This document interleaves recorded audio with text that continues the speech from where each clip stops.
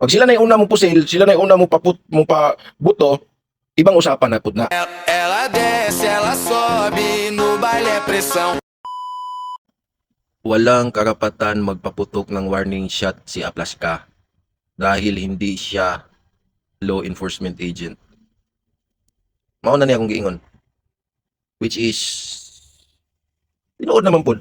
Wa jud siya karapatan jud pod kay ang kaning usaa man jud office of the sergeant at arms mahulog man jud siya og kuan kaning private ba or kaning murag security ra gyapon ba personnel. So dili jud ni siya tanto law enforcement. Murag mamaw ra gyapon ni siya sa kuan kaning sama sa amo security. Ang 59 mamaw ra gyapon na sila na naala sila gibantayan na premises o area of responsibility pero totally dili jud ni sila law enforcement agent. Sama jud sa mga dili pod mi law enforcement agent. So ang dapat diha umoingon mo karon. So unsa may purpose sa inyong armas? So dili mo kaning kay bawal man mo mag-warning shot. Well, sa mata man jud sa balaod, mo gyud naging unja dili jud ka basta-basta magpa buto og pusil. Kana ganing magdala kag pusil na walay saktong dokumento. Priso pa may kana pa kang magpabuto ka na wala kay saktong kuan kanang wala kay karapatan, di ba? So kana pa lang jud daan na mapupunto si Matibag na which is sad but it's true. Bisan ini situational, bisan pagkuan sa kala na dili ka law enforcement agent is wala tay mahimo kay tungod bawal. So kung mayon mo sa ako ikaw dia security guard ka, karon nay mo kuan sa imong premises na ay mo attempt na kuan ka nang murag depende na lang sa situation na. Pero kung nay mo attempt siguro kawat, then imong life wala naka-threaten. Kay sigara man jud ang practice jud sa security is to report immediately as soon as possible. Kung may mga instant matter or mga incident na mahitabo, mo jud na siya practice or exercise na kung mahimo ayaw ipabuto imong pusil as long as secure imong kinabuhi. So lalom-lalom na siya na pagkasabot na kung mahimo ayaw ipabuto imong pusil as long as feel nimo secure pa imong kinabuhi, ayaw sa ipabuto.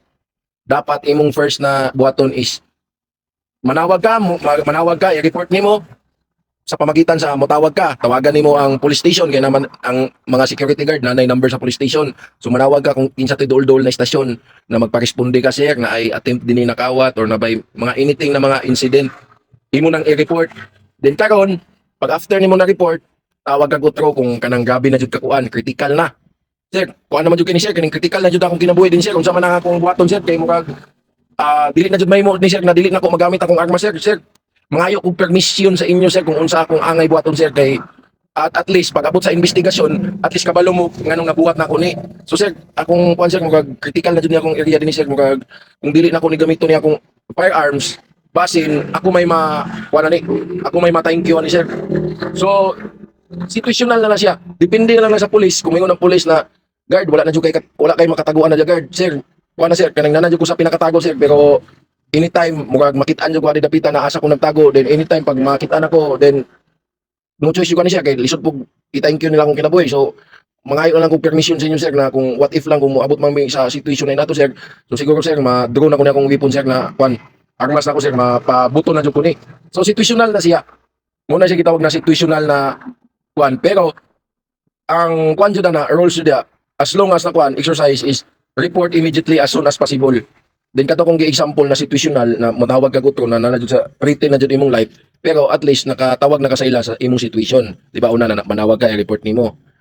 Then so at least nakabalo na ang pulis, murag naghimo na ka kuan dito, kuan na ka verbal police report na ka sa ilaha na naay situation na gikaharap nimo sa imong posting. So karon medyo feeling nimo na written na kay imong life, so nanawag ka gutro kay murag nagpabalo lang ka.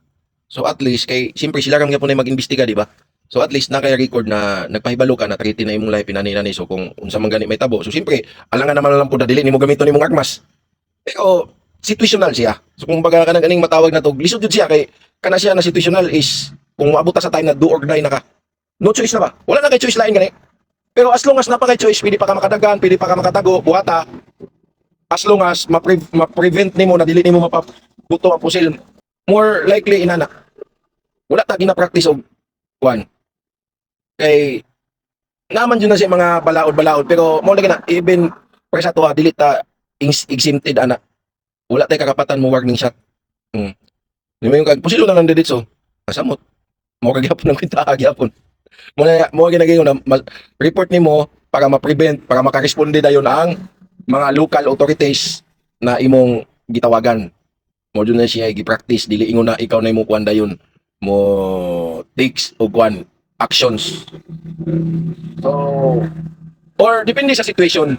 Ang mo pasabot situational man pud ni. Depende sa situation. Pero para sa to ka sa usaa ni kuan ni aplas ka. So bawal jud to yung gibuhat na kay nag-warning shot siya. Dili jud to dapat.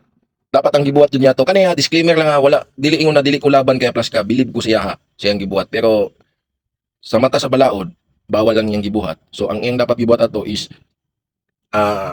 move dapat miatras sila then secure nila ang area as long as kuan mangita kag advantage na position na to secure.